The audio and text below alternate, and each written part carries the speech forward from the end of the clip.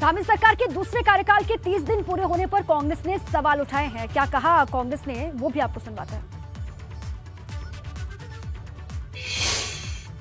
पूरी तरीके से मैं तो फेलियर मानता हूं, क्योंकि जिस तरीके से विद्युत कटौती हो रही है, गांव में पानी नहीं आ रहा है, और गांव में जो मेरा घर घर नल वाला जो इनका था प्रस्ताव, उसके रिजल्ट्स अब आने शुरू हुए हैं। गांव में लोगों को 1000 1200 रुपए के बिल आ गए हैं।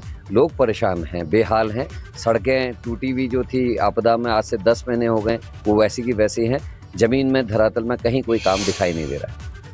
तो करण महरा प्रदेश अध्यक्ष कांग्रेस के, विपक्ष का काम है सवाल उठाना, लेकिन सरकार वही अपने सरकार के कामकाज को लेकर कर रही है। इसी पर और जानकारी लेते हैं। उत्तराखंड ब्यूरो चीफ अजीत सिंह राठी हमारे साथ जुड़ चुके हैं, सीधे उन्हीं का रुख कर लेते हैं। अजीत जी, देखिए 30 दिन पूरे हो चुके हैं धामी सरकार 2.0 के। उत्तराखंड के लिहाज से, उत्तराखंड के लोगों के लिहाज से आपका आकलन क्या कहता है? कैसा रहा धामी सरकार का 30 दिन? दीपा, देखिए, चूंकि 30 दिन का पीरियड बहुत छोटा नहीं होता है। कामकाज का, अगर कामकाज नहीं भी हुआ है, कामकाज कोई उपलब्धि नहीं हो रही है, कोई निर्णय नहीं हो रहा है, तो एक परसेप्शन आना चाहिए सरकार का कि भाई ये सरकार इस दिशा में बढ़ रही है। क्योंकि 30 दिन हो गए हैं और अभी बगल का जो राज्य है उत्तर प्रदेश, वहाँ हर रोज़ सेक्टर वाइज, विभाग वाइज प्रेजेंटेशन चल रहे हैं। मिनिस्टर्स, प्रमुख सचिव बता रहे हैं कि हम अगले 100 दिन में ये सब चीज़ें अचीव करनी है, लेकिन यहाँ पर ऐसा कुछ नहीं हुआ। मुख्यमंत्री का जो एक बहुत बड़ा फैसला है, जैसा अभी आपने दर्शकों को बताया, यूसीसी कानून यहाँ पर लागू करने का, उसके लिए एक ड्राफ्टिंग कमेटी बननी है। उसके लिए उस कमेटी का फॉर्मेशन अभी तक नहीं हो पाया, और ये अभी ताज़ा फैसला नहीं है, ये पहले कैबिनेट में लिया गया था। और आपको याद होगा, जिस दिन वोटिंग होनी थी उससे एक दिन पहले मुख्यमंत्री ने इस बात की घोषणा की थी पिछली वाली सरकार में। तो अगर 1 महीना बीत जाने के बाद उसकी कमेटी में कौन होगा, कौन वे न्यायविद होंगे जो इस कानून की स्थापना करेंगे, कैसे ये लागू होगा, इसकी शर्तें क्या क्या होंगी, कौन कौन इसके दायरे में आएंगे, इसके लागू होने से कौन कौन से कानून निरस्त हो जाएंगे, मतलब ये सबसे बड़ा फैसला था जो वोट बैंक के लिहाज से भारतीय जनता पार्टी की सर्वोच्च प्राथमिकताओं में है। तो इसकी कमेटी का आज तक गठन नहीं हो पाया है। अगर मुख्यमंत्री की 3-4, एक आपदा प्रबंधन, एक जंगल में आग और एक पेयजल की, अगर 2-3 समीक्षा बैठकों को छोड़ दें तो एक भी ऐसा कोई बड़ा आयोजन यहाँ पर नहीं हुआ है।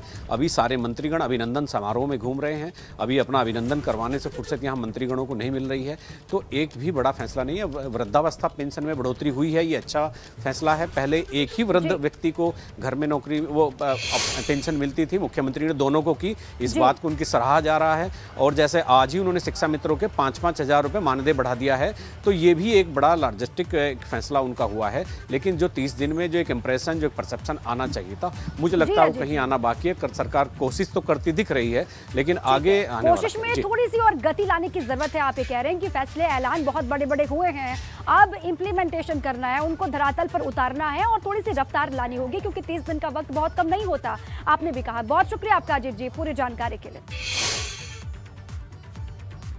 3 मई से उत्तराखंड की चारधाम यात्रा की शुरुआत होने जा रही है, जिसे लेकर ताबड़तोड़ लगातार बैठकें हो रही हैं।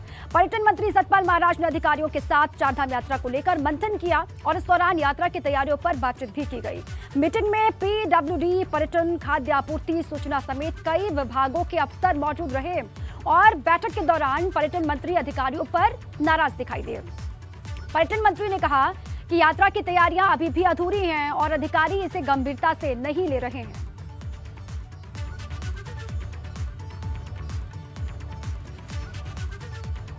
ठेकेदार कहता मेरे जोर में नहीं है, तो दूसरा ठेकेदार क्यों इसमें डीजल फूके? आप समझ के नहीं समझ के? वहां लोग कंप्लेन कर रहे थे कि साहब हमारा एयरफोर्स में हमारा इंटरव्यू है, हमको जाना है, हम अटके पड़े हैं। आप समझ के नहीं समझ के? उसके बाद वहां लेडीज थी, वो कैसा बच्चों को दूध नहीं है, कोई कह रहा साहब पानी नहीं है। तो या तो आपको एक बैल में कोई बॉटल्स रख करके आप बेचें उसको, या किसी आदमी को दें, कुछ तो प्रबंध कराइए। खास करके बच्चों के लिए दूध, कोई डायबिटिक हो उसके लिए फ्रूट्स हो गया और वाटर बॉटल्स हो गए। कहीं पर भी ये नहीं पता चलता कि डायवर्जन कहाँ है, वैकल्पिक मार्ग क्या है, हम कौन से रास्ते पे चले जाए। कोई इंफॉर्मेशन सड़क पे नहीं होती है। कोई इंफॉर्मेशन ये भी नहीं होती कि हम किसको फोन कर रहे हैं। किसी के पास डीएम का नंबर है, उसे पता मैं पौड़ी में हूं तो पौड़ी डीएम को फोन कर दें। अदरवाइज वहां पर नंबर आना चाहिए